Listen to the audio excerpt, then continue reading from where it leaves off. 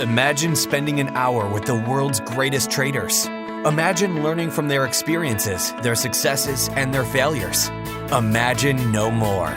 Welcome to Top Traders Unplugged, the place where you can learn from the best hedge fund managers in the world so you can take your manager, due diligence, or investment career to the next level. Before we begin today's conversation, remember to keep two things in mind. All the discussion we'll have about investment performance is about the past, and past performance does not guarantee or even infer anything about future performance. Also understand that there's a significant risk of financial loss with all investment strategies, and you need to request and understand the specific risks from the investment manager about their product before you make investment decisions. Here's your host, veteran hedge fund manager Niels Larsen.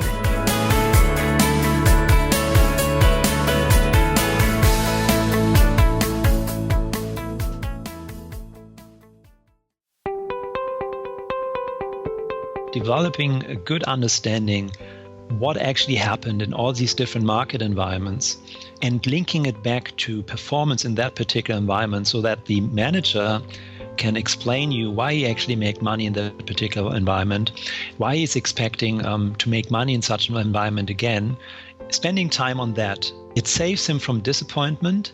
It saves an investor in case it's not his own money, but he's working for a larger institution and investing money on behalf of the institution, and makes life easier for everybody. And we have made the experience that the majority of investors just don't have the time or don't take the time to develop an understanding there. How do you know if your trading program is set up with the right models, systems, or timeframes? How do you know if the risk parameters you chose are the best?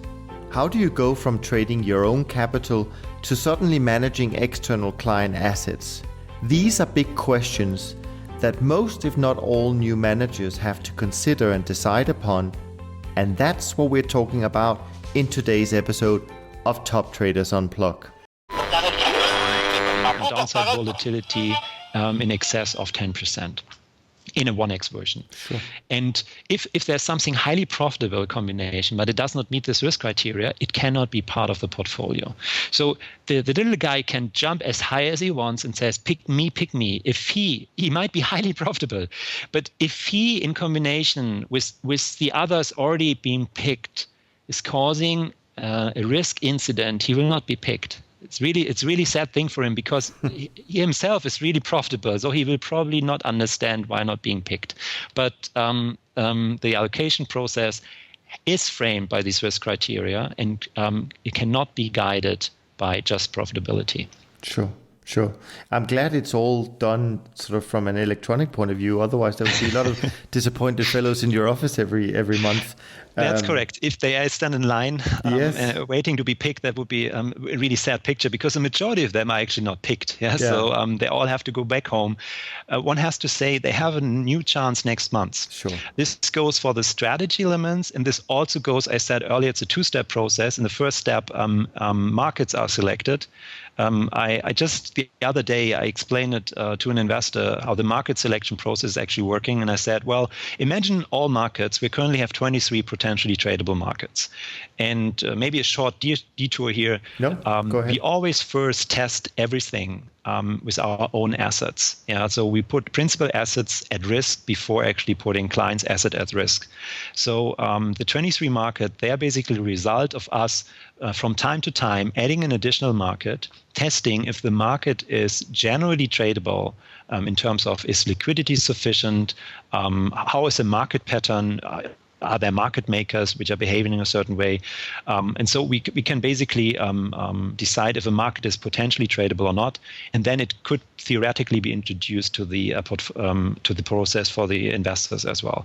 And currently we are trading 23, and you can look it up in our materials. They're only the big ones across all asset classes, so in the S&P 500, Euro stocks, the Bund, etc. So really highly liquid markets. So when I explained the market selection process to the investor, I said, basically, think about all markets gathering at a bus stop.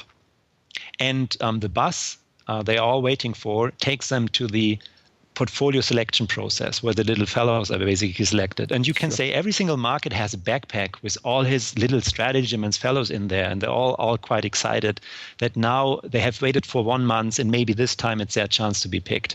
So the unfortunate thing for them, there are not enough seats on the bus for all these markets with all their backpacks and little fellows in there. And they basically have to compete for a seat on the market, a seat on the bus. Sure. And the number of seats is determined by the overall market environment we are currently in and the characteristic of these individual markets in relation to each other. So it's unfortunate for the markets and the fellows, even when you have done much better in terms of our criteria in comparison to the months before, it might be that it's just not enough because the others are probably also better than, and then you might not be picked again. So it's also, again, a really disappointing perspective from these markets. So the bus is coming, and the idea is to deselect highly loss-making markets. I can go into that in a second. So probably let's finish the bus story probably. Yeah. So the bus is slowly filled, and some of them are still standing there, and they get aware that this time it's not their time, and they put all their hope on the next months and are looking forward that the months will be really profitable and really interesting for them, that their characteristic are improving in relation, particularly in relation to the other markets. And then the bus is leaving. And very often we get the question, well, does this process determine, for example, the weighting for the second process? And you can best explain by, if you're the first guy to enter the bus because you're just a hotshot and you can pick the seat you like most, for example, just behind the driver where you have the best view, I have to disappoint you as well, because this does not mean that you actually get the most strategies elements selected in the second process. The bus only takes you to the process. It doesn't really matter if you were number 1, number 5, number 10. It does not really matter. All markets are equal in the same process because the strategy elements and variations are selected based on these risk criteria. So even when you're the hot shot in the first process, it doesn't help you in the second. You might end up being selected the smallest number of strategy elements. Sure. Now I have a question to your bus story, and that is, when they're all lined up by the bus stop and you have to determine which ones to pick and allow on the bus, is that done pure? I mean, it has to be done in some ways. And the only way I can think of is that you would have to look at all the possible strategy elements for each market and see what's the overall profitability. But it may not be done that way. But how do you determine which markets are the best or the most profitable? I mean, in broad speak, I'm not asking for any secrets here. No, that's you put it. You're actually really close. You're really close. You pretty much described it how it actually is. Okay. The profitability of every single strategy back in the backpack of this market, waiting for the bus, is actually one major characteristic. Where this particular market has to be better in relation to the others. Right. But as said earlier, in the strategy element selection process, in the second part, the risk criteria come into play, where a combination of strategy elements has to meet, for example, the downside volatility target, and the profitability is not the determining factor. How do you determine how many seats are in the bus every month? That's based on as said earlier, on different aspects, the overall market conditions in terms of volatility in these markets, because generally speaking, we like volatility, but it's a dangerous statement. we can talk about that later, because there are different kinds of volatility. That's something we had to learn as well in the exchange with our investors, where people say, well, that's volatility. And we said, yeah, but not really directional volatility, but let's go there later. Yep. But volatility, for example, profitability and assets under management is one an additional aspect. Generally, if you have more assets, you have potentially also more seats. Yeah, but this is not the major driver. Okay. I want to, unless there's more things you want to add about the actual trading program from an overall point of view, I want to have just one question on the trade implementation, and then I want to move on to something I think which is very important. But just on the kind of probably more the selection process actually, and that is, how long do these small fellows have to wait by the bus stop for you to go through the whole process of selecting from this universe, which is 3-dimensional, thousands of combinations? How long does it actually take for you guys to do that every single month? Very good question. In the early days, so in 2010, the calculations in some cases took more than a week. Wow. So basically, which is really a critical pass, because if for whatever reasons your computer stopped calculating, because there we still had our own servers, hosted our own servers, you could end up in big trouble because you just don't have enough time for the allocation, so to say. But this was still our own money. We haven't had any external assets. So the next thing, once we started to accept external assets and actually were somehow limited to the monthly allocation, because we had to be ready once new assets are coming in, because we have this fund. In a managed account, you can probably tell an investor, let's not do the allocation on Monday. We need 2 more days. Fortunately, it hasn't happened, but there you have more flexibility. But if you have a fund, you have to do the reallocation. Sure. So first thing we did, we took a lot of money and a lot of time and effort and bought additional servers, more and more and more. And this was first a good idea, but secondly, somebody has to take care of these servers. And once you bought them, a couple of weeks later, you get more computing power much cheaper already. So we somehow already knew, while the experience of actually doing that is quite interesting, we have to go a different way. And so nowadays, we are basically using cloud computing. We heavily rely on cloud computing of one of the largest service providers there. And for the allocation process, for example, the allocation process is actually quite fast now already. But if we do long terms of calculations where we test all kinds of different angles, we build up the universe and do all kinds of testing in the different parts of the universe, we sometimes have 40 servers. Daniel knows this much better with, 50 cores or 60 cores. So I'm not really a computer guy, but it sounds like a lot of computer, a lot of cores, a lot of calculation. And it only takes a couple of hours nowadays. So, and it's much cheaper as well. So that's a big learning as well. I referred to it earlier. Do not necessarily try to do everything in-house. If you're good in developing trading ideas and you need computers in order to verify what you're doing there and test everything from different angles, do not think that you have to have a server park as well, because this is just not your business. Your business is to develop these ideas and test them, and let the server park be taken care of by people who actually know how to run servers. And this is what we do nowadays, and it only takes a couple of hours to build up the portfolio. Is there a minimum number of markets that you have to have every month and a maximum number of markets that you have to have? The minimum is 6 markets. Okay. There is no maximum, but we currently, the trading universe has up to 23. You generally see 6 to 12, 6 to 14 markets, because they have to compete based on these different criteria. And even when, let's say, all of them are profitable and all of them are really good, naturally, the first 10, they are better than the other half. And you can, for diversification, in terms of cross-market diversification, you can add additional markets, but you always take away potential trading capacity on the other markets. So it's a thin line in order not to curve fit into a really small number of trading opportunities and a small number of markets. But at the same time, why should you go for third best choice, fourth best choice, fifth best choice? That's something which is driving the process there. So it's not like in football where there's only room for 11 players and you could have a few more if so. But Let's jump to something that I think is really important, and I think is great topic to talk about, and that's the risk management. And I think risk management, when it comes to a product like yours, is probably even more fascinating with everything that goes on inside.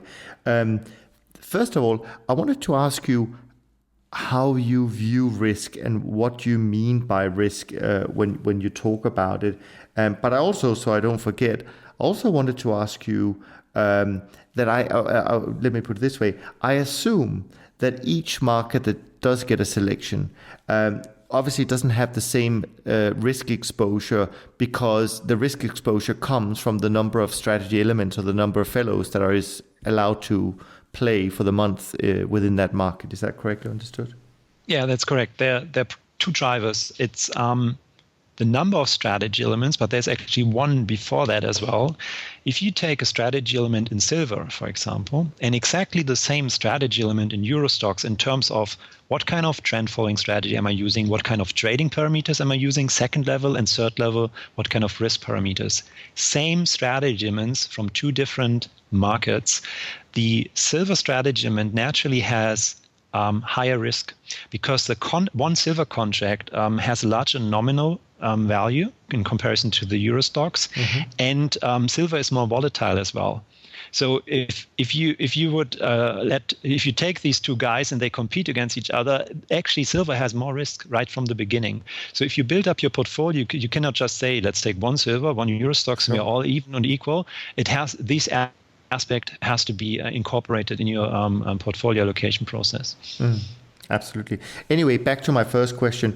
What is risk to you? How do you view risk in your program? I already hinted at it when talking about the allocation process, that one dominant risk framework, or part of the risk framework, is downside volatility. So the allocation process is, so to say, a Sortino optimization, one could argue, because of course we would not select a portfolio and trade a portfolio which is just not making any money at all. So the profitability is certainly part of it, but it's dominated by the risk aspect. And here in that particular case, it's not just volatility, but it's downside volatility, because the way Singularity works, and actually a lot of managed futures work in terms of risk return profile, you have a larger number of small losses throughout a trading months, and you have a smaller but more attractive number of days where you have high profits. So if you actually just go down the volatility kind of risk perspective, that actually means you punish yourself for the upside risk, because it somehow influences the allocation process and the way you perceive risk. But we're actually focusing on the downside volatility, because we love to see the upside volatility. That's perfectly fine. But we focus all our efforts on the downside volatility in order to limit drawdowns. And this is probably the major aspect how we look at risk, and it's also reflected in our marketing material or our fact sheets or presentation.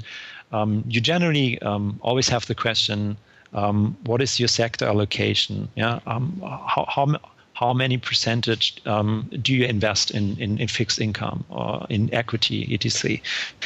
And we approached it from the perspective, we say, well, it does not make sense to add up all the nominal values of our strategy elements in a particular market and say, if you add this up and we divide it by the total, let's say fixed income currently has 24% or something like that. Yeah, that's or equity currently has 24%. That's not how it works. We look at it as risk contribution. So going back to the allocation process, when you take one strategy element and you take an additional strategy element, you test if there has been a risk incident and if they're profitable, and when they're confirmed, you take the next one. You always look at it. How much do these 2 guys, 3 guys, 4 little fellows, 5 little fellows actually contribute to your overall risk budget? Because every single assets in a portfolio have a certain risk budget when you look from the risk perspective. And when all the risk budget is basically used by the allocation process, then it stops and the allocation is ready, and you have these 1,500 whatever selected strategy elements. And that actually means every single strategy element has a contribution towards your downside volatility budget, so to say. And our pie charts, where we say that we currently have 24% in equity and 28% fixed income and so on, this actually refers to the risk contribution of all these strategy elements, which are fixed income strategy elements, which are equity elements, to the risk objective of downside volatility 10% / risk budget available. Quick question for you here, Bastian.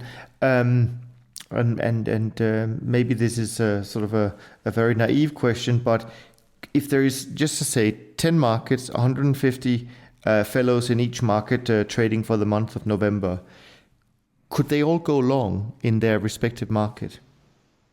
Or is there some kind of limit where... And we all have a very sleepless night.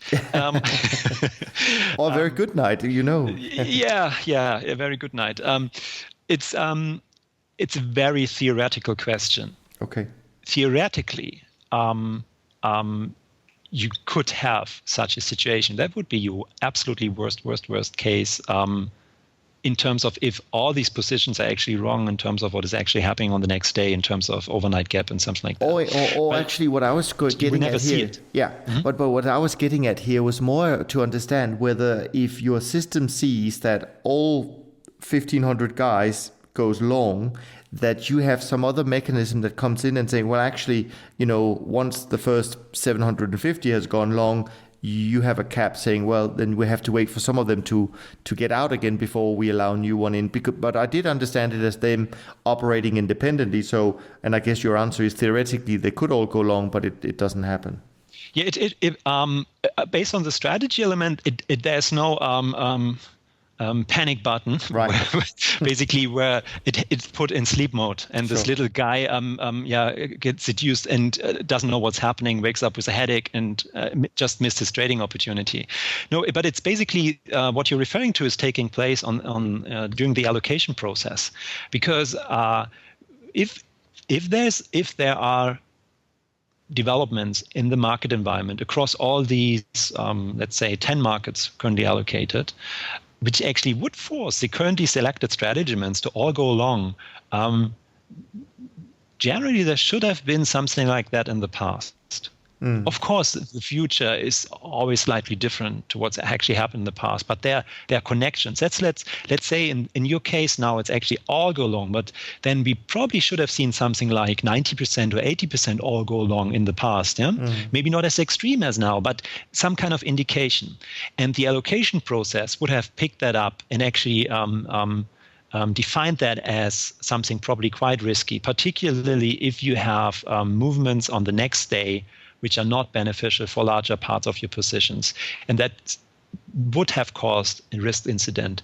So it is unlikely, if not to say impossible, that you actually have selected all these strategy elements which actually would result in an allocation that all of these are long. Yeah. Actually, what you generally see, you see probably there's one characteristic of a strategy element. If you go back, let's say level number 2 is time frames, for example. Yeah. Trading parameters. That actually means you have strategy elements which are highly reactive on the short-term side. Sure. And you have some which are really slowly reacting to new market environments. To add some numbers here, highly reactive means just holding a position for an hour, in our case. Sure. And really slow means up to, currently you have 2.5 years. We have some strategy elements in the S&P which have this 2.5 year horizon.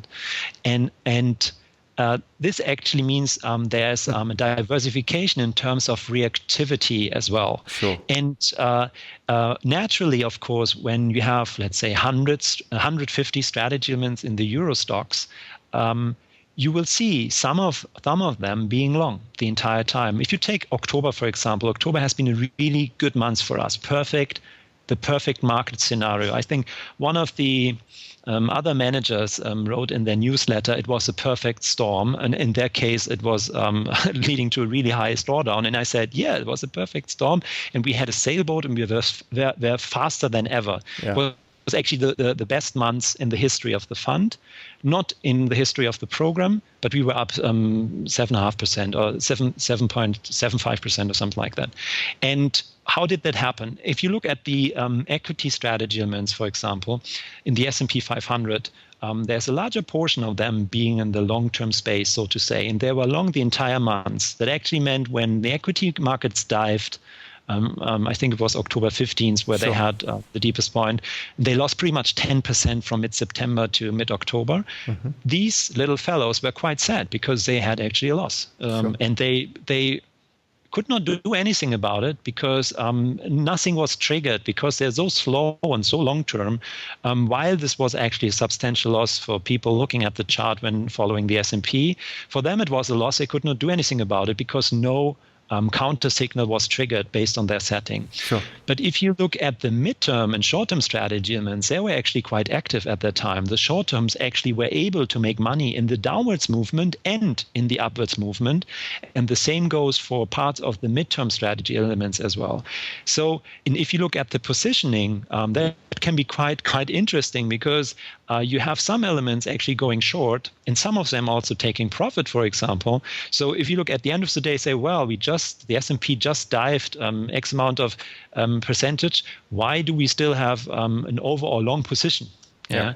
Because the long-term strategy elements are still long position and the midterm strategy elements are still long positions, maybe slightly reduced. And the counterbalancing short-term ones, which might have reduced the overall net position a couple of days earlier when you looked at the overnight positions, some of them have taken profit or something like that, or they are already they are not part of the overnight allocation. Sure. And so the resulting net position might be reduced, but still be long despite the equity market diving.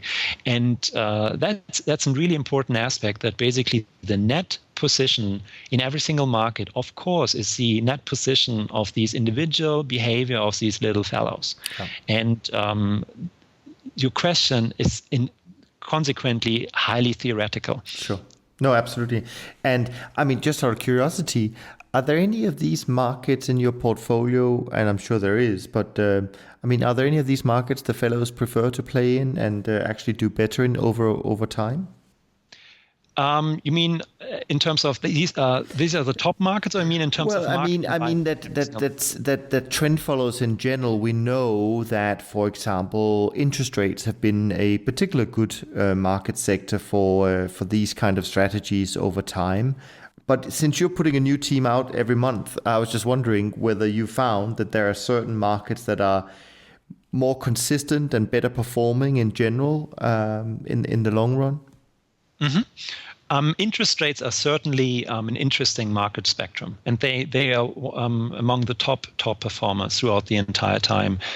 Precious metals are quite interesting as well. Naturally, in the last 18 months, equities have become more interesting. But lost parts of it. If you, for example, go look at the Nasdaq, for example, or the Russell, this has lost attractiveness, certainly, but the S&P still has a valid position there.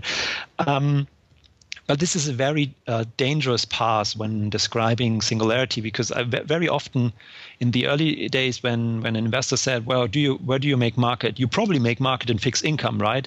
And we said, the Bund is a very profitable market for us.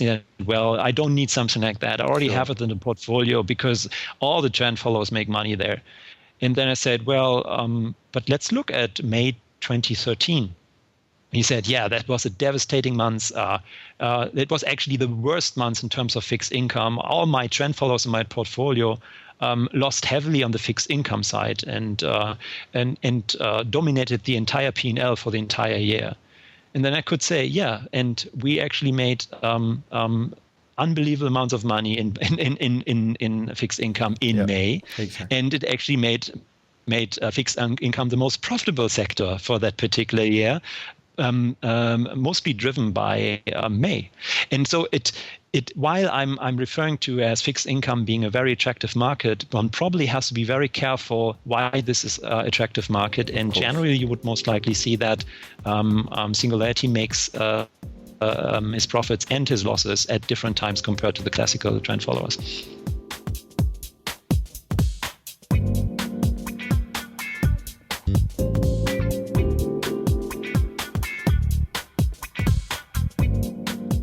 Let's jump to something which is related to risk management, which is drawdowns. And I wanted to ask you, given all these computations you do, given all your research, what kind of drawdowns do you, in your own mind, expect a strategy like yourself to exhibit from time to time?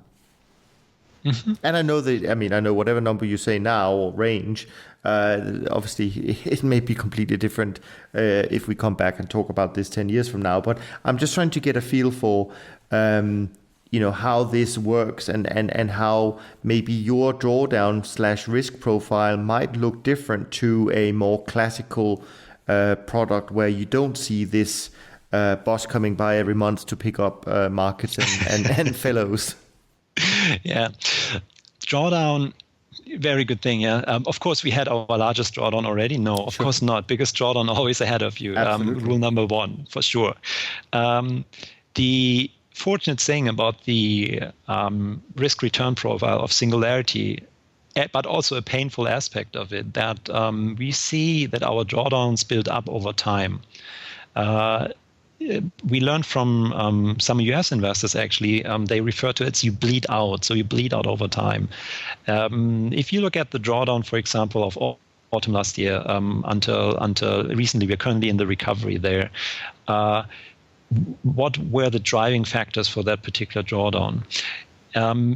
We were quite lucky that we could communicate quite straightforward already in autumn what was actually happening, and that the driving factors for this drawdown actually remains the same throughout the entire period.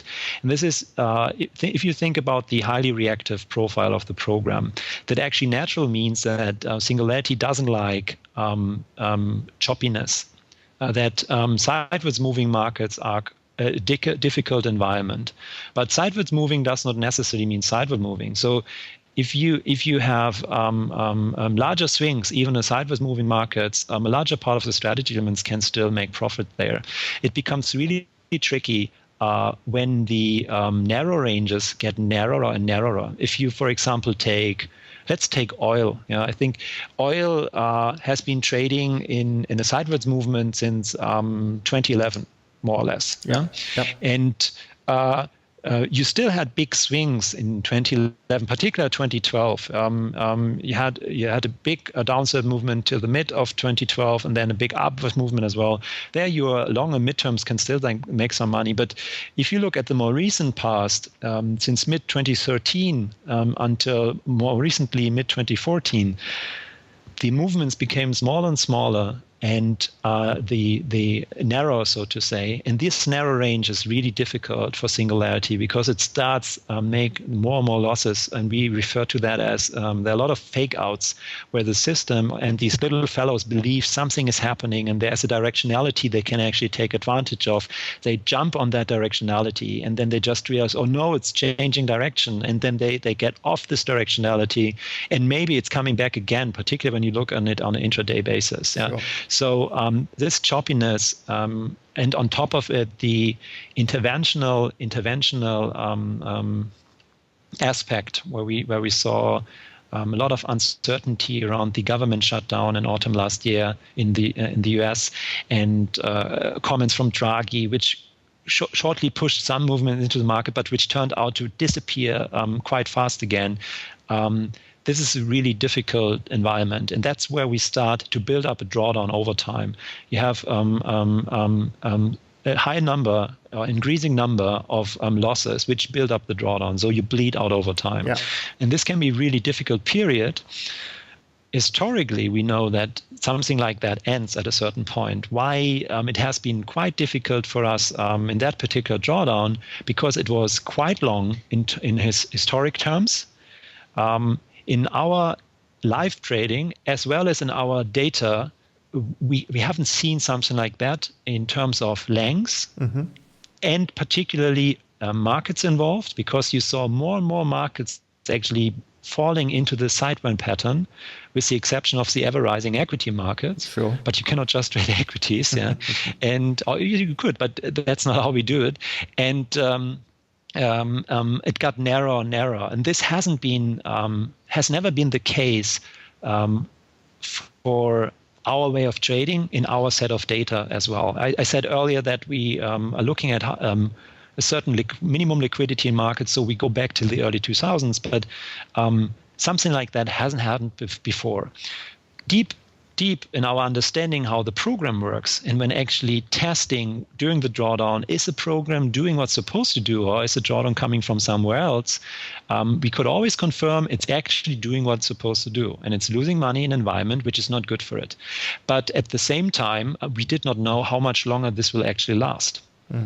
And that's a question we could not answer as well when investors said, well, how much longer this will take? And we say, we don't know the future, guys. Sure. We can tell you if this continues, we are not a good place to be. If you have a certain understanding about market timing and you think that will continue for a certain period of time, we would recommend not to be invested with us for a certain period of time. And that's where I can refer back to what we discussed earlier about different types of investors.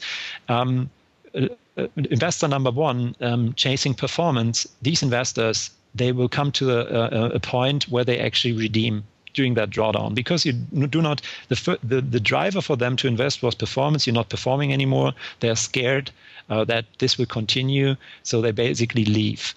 Then you have a second type of investor. We here internally we refer to them as silverback, like the gorillas. Sure. The silverbacks. They have seen so much, yeah. And they have developed an understanding how the program works, and we actually had one of these silverbacks as a very interesting investor. It's a family office, and he actually invested in autumn already during a period where it became more difficult, and he exited in January, which was first disappointing for us, because we said, why doesn't he stay longer with us? But he actually said straightforward, I like you guys, and it's really interesting what you're doing, but I strongly believe it's not your time. You're currently in a certain part of the business cycle, in terms of how looking at markets and what markets have to offer you, where I believe, based on my experience, that's where the silverback aspect comes into play, that this will continue for additional X amount of months. And I most likely will come back if this changes, because I still like what you're doing, and you can play an interesting part in my portfolio, but I don't have to go down in this drawdown if I have my own experience and believe how the markets most likely will turn out over the next couple of months. And if I'm wrong at this point, it doesn't really, it's not so bad. I will miss part of your first development, but I strongly believe in you guys in the long term, so don't worry about that. And this was really helpful to understand that certain investors try to time you, and if they have this skill set and have done well over all these years, that's why they are silverbacks. It's a perfectly fair point to make. And the third type of investor, which we love probably most, is these are the guys who take the time to really understand what you're doing. They incorporate an understanding how your drawdowns look like, bleeding out over time. They make assumptions how long these periods could be. They add an additional margin of safety and say, well, that's how you do. But don't worry, you have a certain risk-return profile, and you are a building block in our portfolio. We want you to act exactly in that way. Even when you're a drawdown, we have different managers who will actually perform in such an environment. So that's why you have to live through that particular drawdown. And this is a very interesting type of investor, because it will generally stick with you also in a drawdown, and you learn a lot. You particularly get a lot of support dealing with a drawdown and the emotional aspects when investors are disappointed that you're currently not performing. I mean, it's interesting, and I appreciate the way you describe these kind of investors, and I think you got some great points about it. But to me at least, investor number 2 who knows that you're picking 1,500 different market model combinations on a monthly basis across 23 different markets, I have to wonder how they know exactly that you're going to go through a good time or a bad time. It doesn't really matter whether they're right or wrong, but the fact that someone actually believes that they can foresee what's going to happen in a strategy like that, to me, it's a little bit incredible that they would go with that kind of notion. But anyways, that's a different discussion. Anyways, we all have drawdowns. We know that. Is there anything that you've learned from the drawdown you went through? Is there anything you've said, that's something we need to take into account because it's going to happen again and we want to be, approaching it differently? Is there anything? Yeah, certainly. There's a really important aspect, which is probably quite interesting for other younger managers as well, or people who actually think about setting up their own asset management business. Sure. In looking at our development, basically being traders ourselves and actually trading the Singularity program in the first starting point was trading it for ourselves and enabling investors based on institutional setup to trade alongside us. It's probably fair to say there's a business side of things. These are basically the investors, in dealing with them in good times as in bad times, and actually building up a sustainable business as well. If you do something like that, you want to have a positive development there as well, more assets, stable investor base, and stuff like that, and make some money as well. Otherwise, you would not just do it for the fun of it. And there is a trading side of things. And whereas we feel very comfortable with the trading side of things, how Singularity is developing throughout different market environments, even in a drawdown. You can tell this basically when looking at our leverage. We are trading Singularity on a leverage basis throughout most of the time since being live. We trade a 4x program. When we run into deeper drawdowns, in particular areas, the lowest part we have been trading was 2.5x, but you can tell that there's quite some conviction.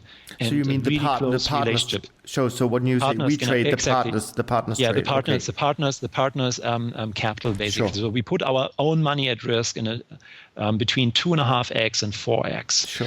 And investors' capital generally has a 1x. Not generally, it actually has a 1x in comparison to principal assets. Sure. But we just recently introduced a 2x in the fund, but sure. I can talk about that later. So basically, the trading side of things have been quite straightforward. We were also surprised, let's say, about the length and the magnitude in terms of how many markets are actually in exactly the same sideways pattern. But we were also convinced that this will not last forever. And you could also talk to investors. There's hardly anybody out there who says, well, the way it's currently it will stay forever. Yeah. So it's more a question about how much longer this will last. And do us actually still have money left in the end? You can refer to a roulette table. Or gaming, you need a chip. Yeah, if you don't have any chip, you can put on whatever color or number, you're out of the game. So even in trading, if you think about chips or money, you need some chips left on the table in order to grow your business again. Sure. But as you can tell, continuing even in the deepest drawdown with a 2.5x, we was very convinced that this will not last forever, and we were ready to sit that through and not touch the program and change anything, but actually let it trade the way it is. But this does not really work on the same emotional level when actually looking at the business side of things. Because when you're dealing with investors, particularly with these different type of investors we were talking about earlier, there is a lot of pressure basically from investors, actively from investors, but also perceived by an asset manager that you feel under pressure, but probably nobody has said something or they just commented in a certain way. Yeah? And it adds additional aspects when people invested in you because they like you and they don't even know how the program works because they were not interested, or all kinds of different aspects, family, money, stuff like that. So if you go through a drawdown, you have to prepare. Actually, once you start trading external assets, you have to prepare yourself that there will be a point in time where you go through a drawdown and where you have to manage these emotional aspects as well. And if you look at our development in early 2014. March was a difficult month, and April was a difficult month. So we were in a drawdown where we had a lot of choppiness in the markets. We could always explain what was happening, so we were quite consistent in the narrative, and a lot of our investors understood what was happening, but you still feel pressured somehow. Of course. And when we reached early May, I think it was the 2nd of May, a Friday, non-farming employment data. This was a day with high intraday volatility. We got chopped out again, particularly on the midterm strategy elements, and this added additional weight on the already accumulated drawdown. So if you look at the performance of the program performed 3% in May. Why? Because May was actually the beginning of the recovery. Right. Yeah. So if you look at the fund, or the beginning of the recovery, which continued in August this year and now in October, as I said earlier. And in the fund is actually down 2.6%. So how could that happen? We actually, in communication with investors in the fund and all the pressure we felt on the business part of things, business side of things, not on the trading side, we reduced the trading level to 20% in the fund. Right. And it's our own decision. We are the asset manager, so we are responsible for it, of course. But in the end, it's more an interactive part between the communication between investors and what we felt to do or felt pressured to do in the particular circumstances. And at the same time, if you look at principal assets, and we communicated it as well to investors, we continued to trade these assets at a 2.5x at that particular time. So the reduction took place on May 5th, and on Tuesday, the recovery started. It was a beautiful recovery, and that's basically why it's really good in terms of the development of the program. But it was really unfortunate in terms of timing for fund investors. And of course, we sat down afterwards and discussed it heavily. And if you trade a fund, you're not as flexible because you have all kinds of different investors, and you can actually put certain investors at a disadvantage if you do things like that. You have to stick through whatever you think is the right thing to do. And if you have a managed account with investors, that's perfectly fine. They can decide every single day what they want to do. That's all good. So we decided that this has been a very important learning and lessons for us, how to deal with pressure on the business side of things, and that we will not touch the program again in circumstances like that, particularly not if we ourselves are convinced that you can ride this situation through. We did not know how much longer it will take, but we knew historically that our recoveries are high. All of us were disappointed about the length of the sideways markets, but it naturally makes sense when you look at the overall macroeconomic environment. And we all somehow knew as well that this will end at a certain point of time. And every single day you stick in there longer is one day closer to a potential day where things are changing. And in terms of wrong timing, this has been the worst wrong timing ever. But I think I can remember one of your earlier guests also talked about drawdowns, and I had to smile here and there because a lot of managers have made exactly the same experience, and it made them much stronger because they have made this experience, and they have certainly a different skill set now how to deal with drawdowns when dealing with investors. I mean, this is the natural evolution of building a business. It's every day is a learning process, and I think it's. I appreciate the openness and the honesty about an experience like that. But this is something that we can all learn from. And I completely agree that probably most of the billion-dollar managers that we see today, they have, of course, been in a similar situation in their early part of their career, and you learn from it. And that's And this is what it's all about. Our conversation today is about sharing both the ups and the downs, because we want to pass on these experiences to people. So I appreciate that. I want to jump, because we've already spoken for more than 2 hours. So I want to make sure I cover the last couple of sections. In terms of research, it's not that I have many questions, but I have one question at least, and that is, when I look at your strategy, I see, massive amount of different market model combinations being deployed, every single month. Some live and some needs to wait until the next month begin. So in one sense, I would say it's hard to imagine you coming up with a lot of new trend following strategies that could be deployed. And therefore, I'm thinking, well, maybe the future development is, in terms of research, is more related to, are there any more markets we can trade? But I may not be right on this. How do you, what's the research discussion inside your business right now when you sit and talk about where to look next? What are you looking at? All kinds of different things on our research list for quite some time. I said earlier, you can always explore into different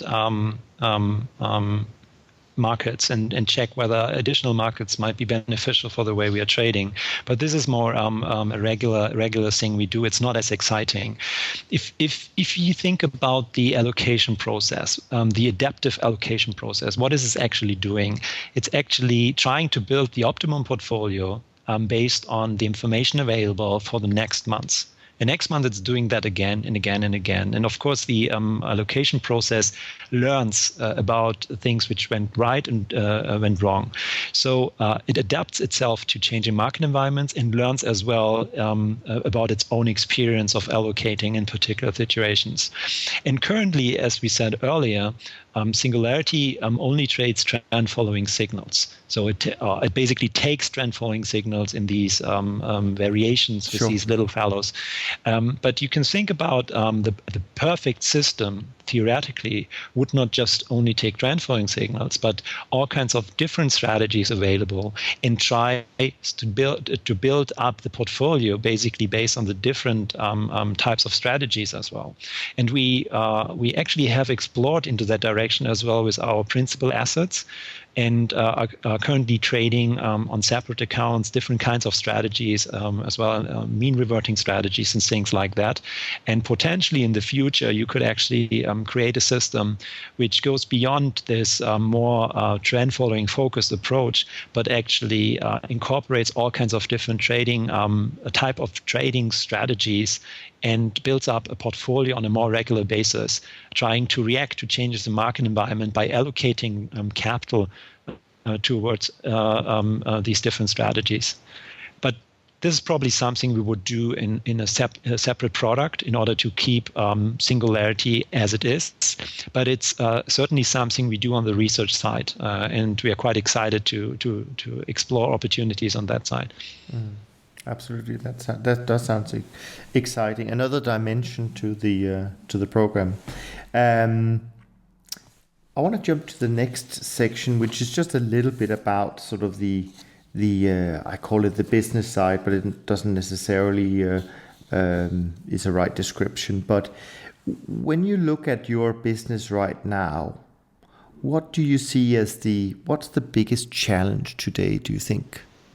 We discussed parts of it in terms of regulatory aspects. Sure. So you have to keep updated in terms of the regulatory aspects of the business, and I would say that's probably one of the major drivers. And sure. then how investors react to it as well, and we cannot fully escape the overall situation, the space. When I refer to space, I mean the managed future space or CTA space is currently in. So while it was quite fortunate for us to actually navigate the last couple of years in a different fashion towards the classical programs, and we haven't had had any negative year so far. And currently, we are quite close maybe to even be successful in not being negative this year.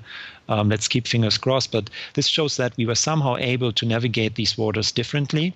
But at the same time, we cannot escape the suffering of the space, so to say. If the space is not hip and in, it's certainly much more difficult, even for a successful manager in terms of what they're delivering in an environment, to attract additional capital, because the decision makers on the investor side, they might not be aware of what you're doing. In our case, we're quite lucky. We have a lot of investors actually following us quite closely, because we quite regular go to these larger conferences where you have one-on-one meetings with investors, and this is a very perfect. It's basically the perfect setting for us to get to know new people and to stay in touch, and on top of it, to exchange yourself with the industry. And we are basically going twice a year on one of these larger conferences. But it's still. They might be aware of you, but politically, internally, they might not be able to invest. And we actually have seen, in our case, as well as with other managers here in Switzerland, other managed future managers who are actually quite successful as well, even being larger than us, something like trading 500 million or something like that, or even more. They saw redemptions because their investors had to redeem, because investors of their investors, if they're a fund of fund or something like that, saw outflows. So you cannot escape the overall condition. The space you are living and working in is developing. You can try to stick out, you can try to stay away from the major troubles, but it's still, you have to somehow keep fingers crossed that the space itself is doing better and gets more attractive for investors again. And if you think about when CTAs actually performed best, and why they actually got all these assets in the post 2008, 2009 environment, I don't want to be here and use my glass bowl in order to tell you how the markets will look like in the future. But one could probably argue that we are closer to an environment where you can see larger swings and moves and more volatility than 2 years ago. And that might be the rebirth of the space, so to say. And we would definitely also benefit from that, despite having a different profile. Of course. I had one question just before we finish off this, but then I thought of another one. I just want to jump in here and ask you, and that is, when you talk to investors, potential investors, I should say here, what do you feel, or what do they tell you as the main reason they can't invest? If they have to give you a reason why at the moment, because, if I look at your returns, that's not a reason for not investing, because your returns are have been very attractive. So what is the reason they would typically give for not investing? In the beginning, it was size, right. But then we got more and more assets. Then the size part actually disappeared in terms of an argument. And timing is also something which you probably hear very often when you're a young manager, that you need a minimum number of years of track record. But in our case, now we have 4+ years, so that's not a reason as well. It's actually something I just said a couple of minutes ago, that they not necessarily have capital at the moment. They are already invested with managers, definitely different in comparison to our profile. In many cases, they are still in drawdowns with these investors, and they fear to actually pull money from them and actually invest in us and actually lock in these losses. Sure. So what we actually experienced, that in some cases when investors who were actually interested in what we are doing saw a recovery of their already existing bonds, they actually pulled the money and we got an allocation. Unfortunately, unfortunately for them, this actually happened in autumn last year and early this year. So what happened in their particular case, which re-emphasized what you said earlier about the skill set of timing managers, they actually locked in the losses of the classical trend following programs they had in their portfolio, and now they're actually in a drawdown with us. Fortunately for them, they're now back in a recovery. Of course, classical trend following programs have done relatively well this year, so they would have been a much better position when they actually would consider redeem now from them, maybe, I don't know, but invest in us. I always prefer if people invest in us, of course, but in that particular case, I was actually quite sad for their decision making and timing, because locked in a loss or a drawdown and joined us in a drawdown. I'm quite happy that we are currently seeing light at the end of the tunnel and have quite a good development at the moment. The market environment is moving towards a direction which is offering us much more opportunities over the last couple of months, not only just in one part of the universe, but actually across all markets. October has been a perfect sample case for that, where all asset classes were basically positive contributors, and the majority of markets were actually all positive as well. So we already discussed equities in the beginning. If you think about precious metals, they left their ranges as well at the end of the month. So it was the perfect storm in terms of a beautiful market environment where Singularity can capture a lot of opportunities. And it seems to be that an environment like that is more likely to reoccur, and the overall market is developing in that direction than when we actually thought about that a year ago. Sure. Last question in this topic before we go to the final section, Bastian, and that is, clearly growing your business, it means you meet with lots of potential investors, and you have answered, I'm sure, many different due diligence questionnaires along the way, and so on and so forth. What I'm interested in finding out from you is, what is the question that investors really should be asking you, but which they're not, that you don't see in their due diligence questionnaires or in the meetings you participate in? I would probably think about it less about a particular question, but more about emphasis on what they should spend time on. And it links to the aspect of your question about a track record. So really, to really sit down and not just being interested in performance, but actually developing a good understanding what actually happened in all these different market environments, and linking it back to performance in that particular environment, so that the manager can explain you why he actually make money in that particular environment, why he's expecting to make money in such an environment again, and why a drawdown will most likely be a drawdown again in a similar environment. Yeah? So spending time on that helps an investor much better to define the role a manager or Singularity can take in his portfolio. It saves him from disappointment. It saves an investor in case it's not his own money, but he's working for a larger institution and investing money on behalf of the institution. He has much more information available to defend his position in decision making, and makes life easier for everybody. And we have made the experience that the majority of investors just don't have the time or don't take the time to develop an understanding there.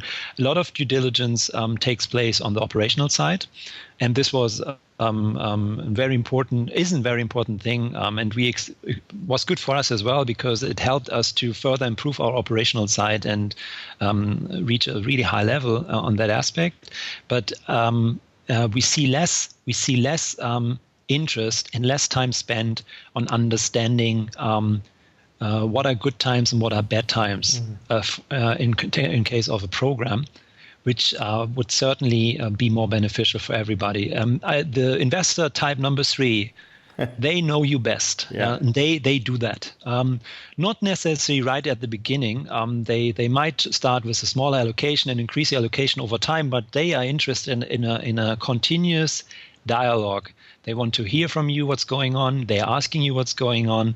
And this is really beneficial for all sides because you as a manager learn a lot as well. But investor type number one is not interested in that at all, and he might actually benefit from that as well. The silverback we already discussed as well. So.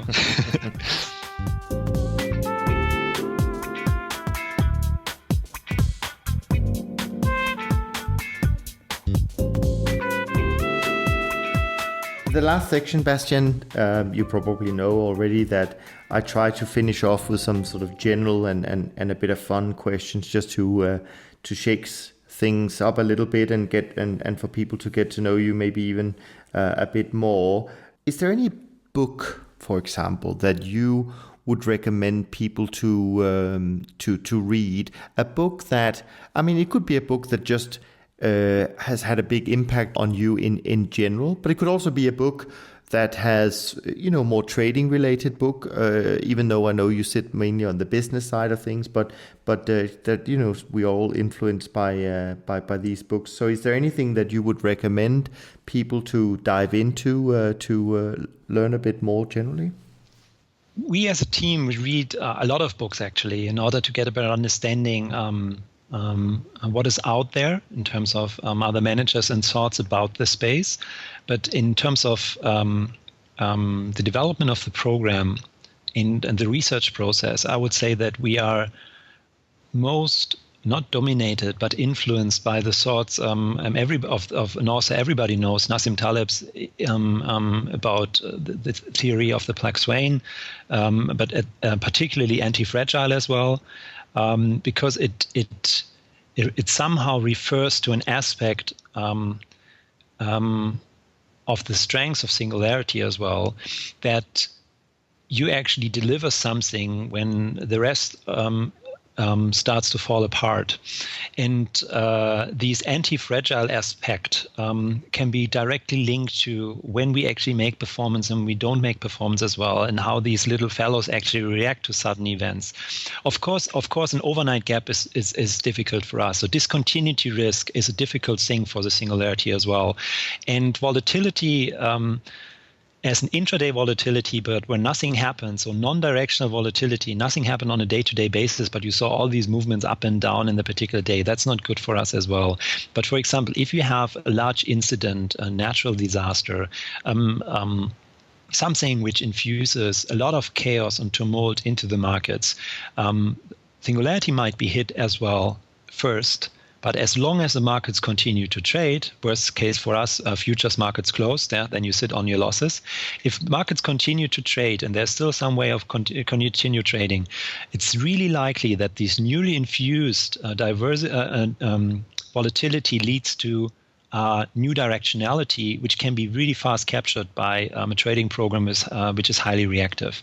And so in that term, basically, it's the anti-fragile contribution to an investor's allocation, something Nassim Taleb is talking about a lot, somehow links to one of our strengths in our portfolio. And we probably have developed in that direction as well, because we read his books, and particularly Ralph is really deep in this particular mindset as well, spending a lot of time looking at things from that particular angle.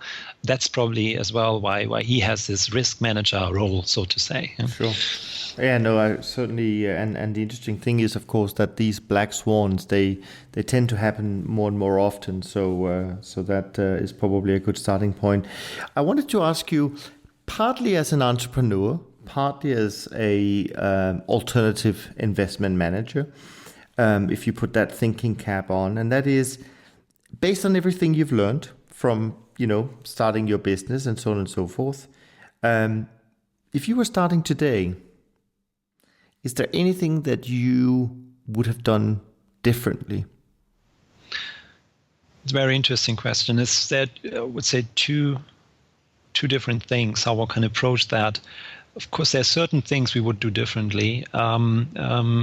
But second, the market environment now is different as well, which would even enforce certain aspects of doing different. Let's probably start with the second. Sure. It refers a little bit to the regulation part. If you are a young manager and you have a trading idea, and in best case you're actually trading this already with your own assets or with small assets, and you think about starting a business, even when it's difficult to develop an understanding who your potential investors could be and where they are geographically, you should spend significant time on that question. Go out, talk to other managers, try to find managers who do similar stuff to you, not necessarily the same, but similar, and look at them, how they actually have positioned themselves in the market and where investors are. And I'm saying that particularly in terms of the question of regulatory aspects, because the environment, as said earlier, in Europe has become much more difficult. And for example, if you are a CTA, managed futures type of manager,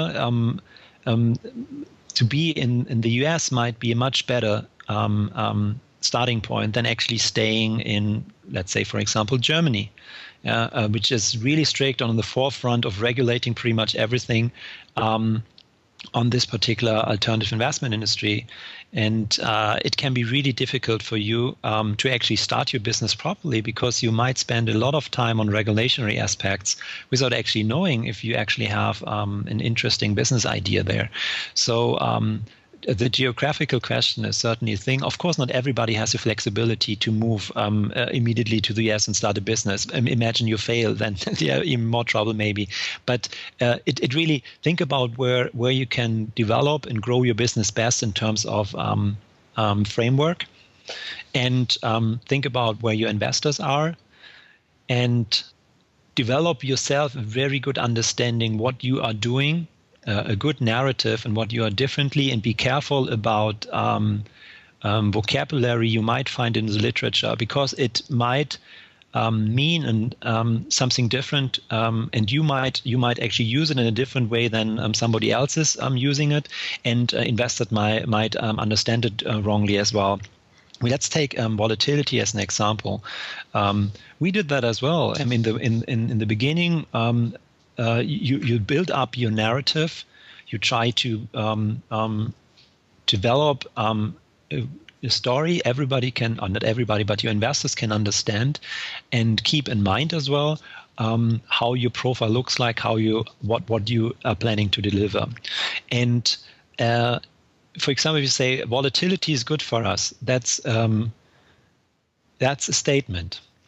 But there are different types of volatilities, and you might not be aware of that in the beginning, because there might also be volatility in a certain variation, which might not be good for us. But if you actually have investors who tick the box, say, okay, volatility up, singularity up, or your program up, they will be disappointed. So you have to be careful about the narrative and take your time to actually develop that properly. And you can only do that by actually going out and reaching out to other managers. And I personally haven't made the experience that people push you away because they perceive you as competitors. I would say that the space in general is quite friendly and open, as long as you don't talk about secret sources and stuff like that. And you don't want to do that anyway. So if you more talk about the general stuff, it's quite supportive. Which might be the case because the space is suffering, or has been suffering for a longer period of time. So everybody's suffering, everybody sticks together. I don't know. Sure. But we felt be welcomed quite friendly by peers and potential competitors. Basically, they welcomed us quite friendly and exchanged all kinds of different thoughts. And that's something I would recommend. In terms of the aspect number one, do something different. Yeah, it really was already reflected in what I just said earlier. I think it's really important that you're passionate about what you're doing, and I'm so grateful that I basically had the opportunity to start a business with friends and continue doing business with friends. And I said earlier that life is way too short to spend much time working with people you don't like. Yeah. So if you somehow can influence that aspect, you will be much more successful. And that does not mean that things are always going straightforward. I think the benefits of a friendship are that you can discuss things quite openly. Things are probably much more hotly debated and can be probably very disturbing for outside people to look at a discussion when it's at its hottest point. Sure. But the friendship helps you as well to find solutions much faster, I would say, because then everything is said and the friendship holds you together, and you can actually start working on solutions, and the whatever aspect you discussed about has been looked at from all kinds of different angles, further fueled by emotions, and that's probably something which is really beneficial. So that's probably something I would recommend to strive for if that's somehow possible. Sure. Almost at the end, Bastian, a question that I try to remember and ask all my guests, and that is, can you share with me a fun fact about yourself, something that even people who might know you may not know about you? It could be a hidden after spending talent, so much. Sorry, it could be a hidden talent. I don't know. It's something. Hidden talents. I don't know. Probably. I just spent so much time probably talking about spending so much time in the team. So I would probably argue that the team knows about actually every aspect of my life, particularly as we spend much time not just discussing business, but also other aspects of life. Probably, but for the outside world, there are all kinds of different aspects, and there's probably something which could add a funny aspect. Sure. When an investor looks at us. This is a story about risk management and why Ralph is nowadays our risk manager. So prior to taking money, external assets, accepting external assets, so prior to 2011, we were actually just trading our own assets as said. And we used to go together on adventure trips once a year. And our last adventure trip took us to Papua New Guinea, which is probably still one of the fewest traveled places on Earth. And it's very difficult to get around there because there are many islands and it's hardly any infrastructure, and they have hardly any roads and only a couple of really worn down ships that work as ferries between the islands. And foreigners are actually not allowed on these ships, which are large ships, so nobody could actually report on the poor conditions. So we were traveling there in early 2011, and Ralph argued that we would be safer on, I think, what was called a dinghy boat or something like that. It's a small piece of wood with a big engine. So it looks quite impressive, but you also know that these engines might run or not, and then you're actually in big trouble. And he was actually considering to cross from island to island, so open water on these tiny boats. And the rest of us said, no, that's way too dangerous. So we insisted on taking one of these larger ships, and we actually finally bribed basically our way on one of these ships called Rabaul Queen, considering us on the safe side, only to hear that 1 year later, the ship sank exactly on the same route without any warnings. Wow. And this was okay, thank you, Ralph. And then on the same trip, Ralph also argued that he would not recommend climbing the Tavuvur, which is an impressive volcano on New Britain, one of these islands, actually being active. And the rest of us said, but we want to go anyway. And why? Look at it. It's all calm. There's no problem. It's just a little bit steam. And Ralph was again right about that. Just in that particular circumstances, timing needs some improvement on his side. But all in all, he got the concept of risk, because this was confirmed when Tavuvur suddenly exploded a couple of months ago, I think early September this year. It was a huge eruption. I saw a video about that and said that if we had been there at that particular time, which could theoretically be possible, that would be it. And that's probably why Ralph is our risk manager today. And why we actually stopped traveling since managing other people's money as well. Sure. This adds a twist from the investor perspective. Absolutely. Now, we've been obviously talking about what investors should emphasize more on when they talk to you and ask you questions. So I always finish off by also asking you about our conversation today. Is there anything that we've missed? Have I done you and your company justice, or is there anything that we should have brought up in our conversation today? I think You did perfectly well. I think you actually did a great job on hitting all these interesting aspects, not only about singularity in our development, but also referencing it to a certain condition the industry might be in at the moment. And I think we got it all. It was very interesting. I highly appreciate all your questions. Sure. Great stuff. And now, before we finish completely, what's the best place for people to reach out and learn more about Deep Field Capital? Yeah, we certainly have our website, which is www.deepfieldcapital.com. And there are the contact details, and you can certainly reach out to us. Probably also ask us about our presence at the conferences I referred to earlier. That's a good starting point where one can learn about each other. And send us an email, give us a call. That's probably the first thing how one can actually do that. Sure. And we will, of course, also put all the details on the show notes page for this episode of our conversation on the toptradersunplugged.com website. So that leaves me, Bastian, really is to say, thanks so much for a great conversation. I really appreciate it. I thought it was fun to learn about your small fellows. We are based in the same city, so I imagine when I come and visit you for a coffee some point, I will meet all of these small fellows. I certainly look forward to that. That's for sure. That's quite busy. Absolutely, and I hope we can connect at a later date and see how you're getting on and all the great work that you're doing. So thank you so much, Bastian. It's been a pleasure. Sure, excellent. Thank you very much, Niels. Have a good day. You're welcome. Take care. Bye-bye. Bye. Thanks for listening to Top Traders Unplugged.